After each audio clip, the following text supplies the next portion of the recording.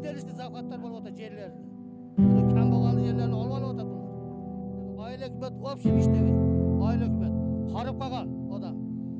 Boradi keladi.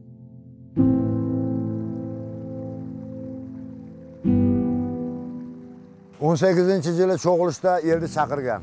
18-yili shu mart oyida cho'g'ilishga borganmiz. Shunda suvni pulini 10 so'm deb belgilaganmiz. 10 so'm deganda shu Alpini nashalnigi Bo'raka degan odam men oldingi murabtar mototsikl olibdir, ratsiya olibdir. Shu 20 ming kreditdan qarzim bor, shuni javob olayin degan so'ranishini qo'yganda Ayli hukumatning boshlig'i 12 so'mga suvni aqchasini chiqargan edi. Endi hozir mana shundan beri biz cho'g'ilish degan narsani bilmaymiz. El cho'g'ilishga borib bir ko'rgan emas. 18-yildan beri. Bular o'zlaricha o'zining kollegiyasi bor ekan, o'zining sostavi bor ekan.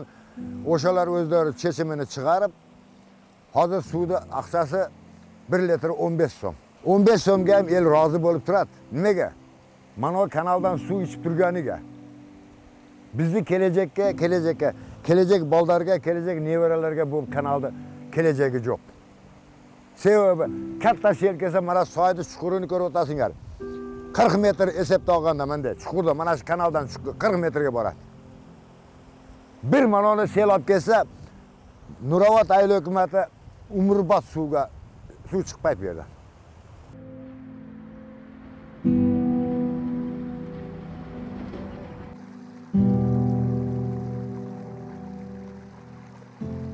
Mana shu kanalni mana darvozasi mana. Bu yoqdan soydan sel keladi, cho'ng sel keladi.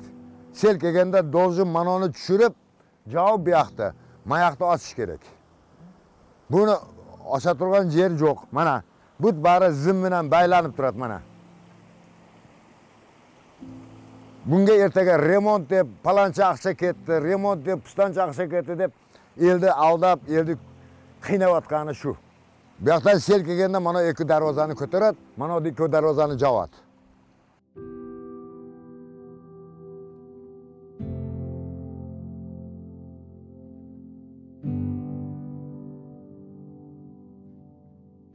Bizning Jakshnagi cho'ng odamlarimiz bor, qo'rqmay turgan, aqchani bermay turgan odamlar ham bor.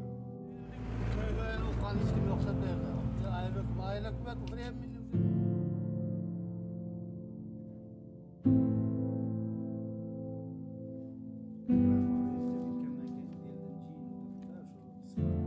Spadan suv foydalanuvchi odamlardan jiyin o'tadi. O'shanda mana bunday qaror bo'ladi mana. Qarorimiz mana 2020-yil o'tgan yili 7-fevralda o'tdi qaror.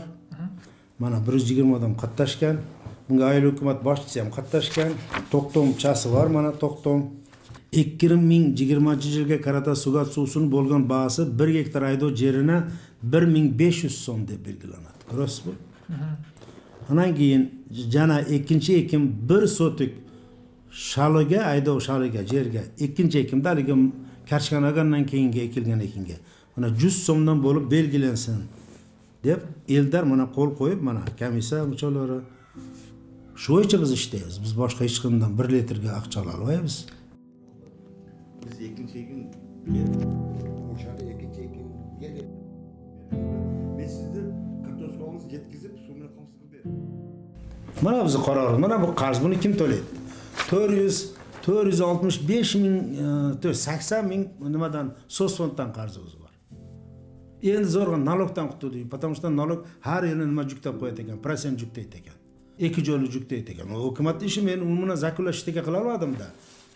To'laysin dedim, mana bu yil to'ladim, 100 ming so'm to'ladim. Mana hozir reviziya bo'lib, mashincha qarz jetmay turadi. Mana men shu qaror bo'yicha ishlayman. Boshqa iloji yo'q-da. Biz suvdan foydalan assotsiatsiyamizda biz eldan uyimi. El agar yo'q, bermaymiz biz desa, protokolga bermaymiz deb jazomiz hech kim olmaydi-da. Murun mana bu murabtarda oyligi 2 ming so'm, 1,5 ming so'm, eng ko'p 3 ming so'm oladilar. Andan keyin bizni chaqirib, murab ishlayotadi. Nima qilamiz? Aqchani ko'targila dedi. Nima boshqa yerlarda ko'taradi, sen ko'tarmaysan dedi. Bundan 3 yil burun. Ha bo'pti, 12 so'mga ko'tardik. Ko'tarsak, qarz to'lay olmadik. Bular bizdan burun mototsikl olgan ekan, telefon olgan ekan, velosiped olgan ekan, 161 ming kredit.